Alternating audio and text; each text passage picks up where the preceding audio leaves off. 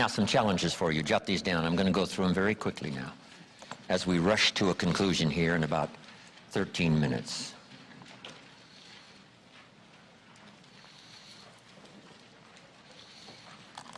Here they are. You're going to have to write fast now.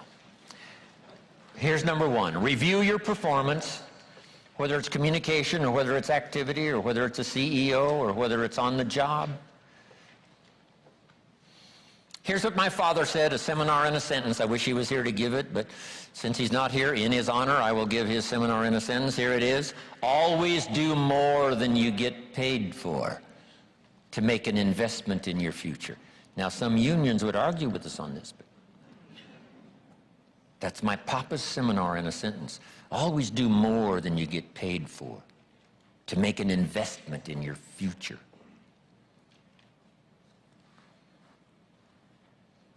My father was so unique.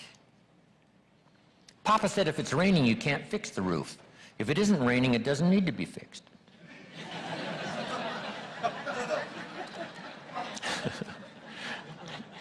He was a grand old man. Wow, this guy. So review your performance, your language with your children. Just go over that and say, have I been too harsh and too strong, and too stubborn? Should I learn to be easier, mix more compassion with the tough stuff I have to deal with? Yes. You know, prayer will help sometimes. If nothing else, you know, dear God, help me say the right thing, not to ruin it all by poor communication. Here's the next on my list. Face your fears. You know, I don't know what challenges you might have in going over the stuff we've been going over in terms of amending your philosophy or going back and, you know, redoing some stuff that you might have messed up. But face all your fears. That's how you conquer them. Don't dismiss them. Just face them. Say, here's what I'm afraid of. I wonder what I could do to change that. Here's the next one. Exercise your willpower to change direction. You don't have to keep doing what you've done the last 6 years if it's not yielding you the benefits you want. In the seminar I do for Jerry, my mentor helped me to review the last 6 years so I wouldn't repeat those errors the next 6.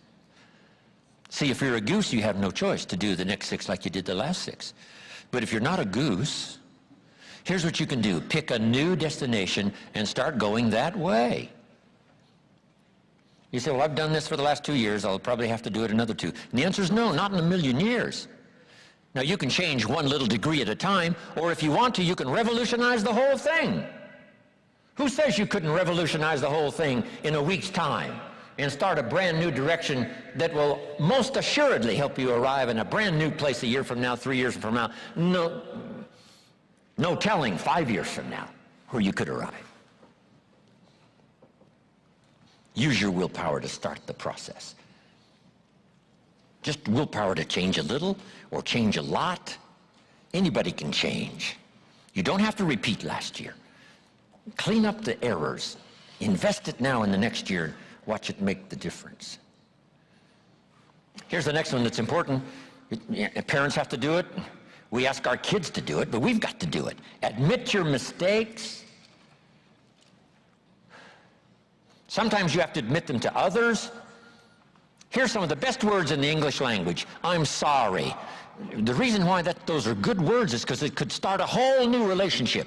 It could start 2 people going in a whole new direction. I'm sorry. Simple, easy, not easy, but if you get this done, the turnaround can be dramatic. The early years can be big in payoff. And here's the big one. Admit your mistakes to yourself. You don't have to babble about them to everybody in the neighborhood. But it doesn't hurt to sit down and have a conversation with yourself and say, there's no use kidding myself. Here's where I really am. I've got pennies in my pocket and I got nothing in the bank. That's what I said after the Girl Scout left my door. I had a conversation with myself. And I said, I don't want this to happen anymore. Next, refine your goals. I don't know what ambitions you've had up until now, but this weekend would be a good time to start the process. We're going to talk about our goals workshop before our session is over this weekend. Maybe that will help stimulate you to set some higher goals, reach for some higher purpose, go for something beyond what you thought you could do. By the time this weekend's over, you might double, triple, quadruple the amount of goals, purpose, all the things you think you can accomplish. You could multiply that by 10 by the time we finish here on Sunday. Here's the next one, believe in yourself. Yes, you got to believe in God, and you got to believe in the community, and you've got to believe in the possibilities. You've got to believe in the economy. You've got to believe that tomorrow can be better than today. But here's the big one, believe in yourself. There isn't a skill you can't learn. There isn't a discipline you can't try. There isn't a class you couldn't take. There isn't a book you couldn't read. If it's written in some other language, you just get it translated and read it. Here's the next one. Ask for wisdom. This is communication of the highest source. Ask for wisdom. Ask for wisdom that creates answers. Ask for the wisdom that creates faith to believe things are possible.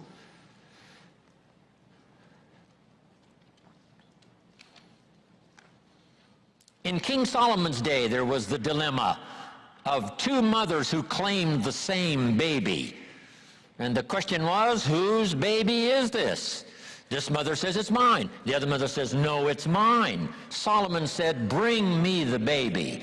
They brought him the baby, and he raised the sword. He said, I'm going to cut this baby in half and give one half to this mother and one half to this mother. And as he raised his sword, sobbingly, the real mother said, no, no, no, don't cut the baby in half.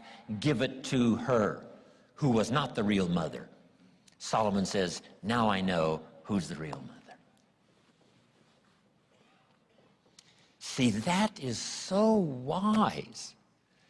And the moment was such drama. But Solomon, the wisest of the wise, knew what to do to settle the deal. Ask for wisdom to deal with the challenges of today and tomorrow, to deal with the challenges your family brings you. Don't wish it was easier, wish you were better.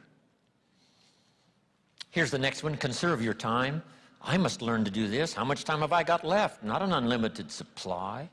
How many of these weekends can I do? Not 1,000, just a few, maybe a handful. Sometimes we get faked out. Bill Bailey says, the average person says, I got 20 more years. No, Bill says, you got 20 more times.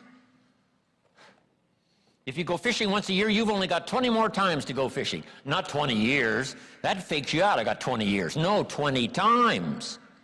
See, that brings it right down to the real stuff. 20 times. How many more seminars like this?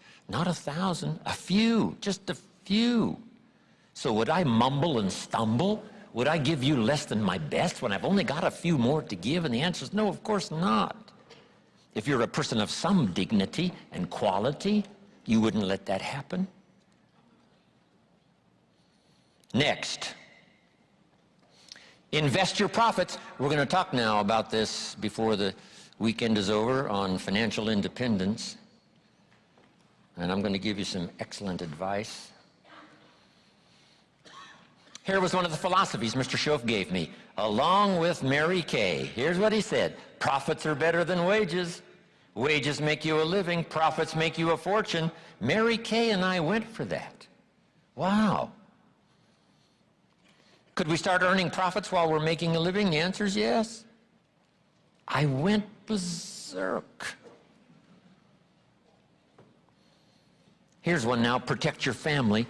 These are troublesome times. Not that they haven't been troublesome times for 6,000 years. At school, troublesome times. I know a wonderful mother and a wonderful father who had two boys. In school, they went two different directions, and one became a model citizen and the other one went to jail. Wow. Protect your family as best you can from the hidden dangers, the lurking evil one. Here's the next one, live with intensity. You might as well turn it up a notch or two after this weekend. Why not? Invest more of you in whatever you do. Be a little stronger, be a little wiser, step up your vitality, contribution. Put everything you've got into everything you do, and then ask for more vitality and more strength and more vigor, more heart, more soul. Next, find your place. This one now is so important. If you just work on a job, find the best place where you can serve well. And sure enough, they'll ask you to occupy a better place. And if you keep doing the job well, the guy says, well, if I had a better job, I'd really pour it on. But I got this lousy job, so I just goof off. See, that's the philosophy of disaster. So you've got a lousy job. Do the very best you can. That's your best way out. Is not to do less than you could, but to do the best you can. With that philosophy, your life can take great leaps forward. Here's a Bible phrase that says, if you work on your gifts, they will make room for you. They'll make a place for you.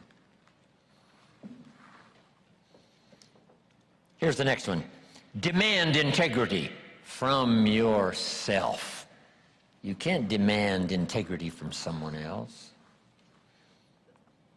Integrity is like loyalty. You can't demand it of someone else. You can only demand it of yourself. Be the best example of loyalty, and you'll get some loyal followers. Be the best example of integrity, and you'll have people surround you that have integrity. Lead the way. Next, welcome the disciplines. Can't give you much better advice than that, because disciplines create the reality. Disciplines build bridges, build cities. Disciplines, a well-disciplined activity creates abundance, creates uniqueness, productivity. Next, fight for what's right. It's a fight we're in. The storyteller says, and there was great war in heaven. Wow, you mean way back there? Yes. 1/3 of the angels conspired. I asked Bill Bailey, how long do you suppose it took 1/3 of these angels to get together? Did they conduct meetings? I don't know. Bailey says the storyteller doesn't say. I said, then we're supposed to use our imagination. I don't know. It does say finally the great war occurred, and the 2/3 prevailed and the 1/3 lost. One of the writers of later scripture, here's what he said, I fought a good fight. See, that's extraordinary to be able to say. I fought for my kids, and I fought for what was right, and I fought for my good health, and I fought to protect my company, and I fought for a good career that would bless my family. I fought a good fight. It's good to fight. The encroachment. Opposites are in conflict, and we're in the middle. And if you want something valuable, you got to fight for it. Then this writer also said, not only have I fought a good fight, and I'll finish with this, and I got a much longer list, but maybe I can cover these at another time. He said, I fought a good fight, and I kept the faith. See, that's the deal. Keep faith with your family. Fight like crazy and keep faith. Fight the enemy and keep faith. Fight illness and keep faith. Fight the evil and keep faith. I can't give you much better advice. So thank you very much for your attention. I appreciate it.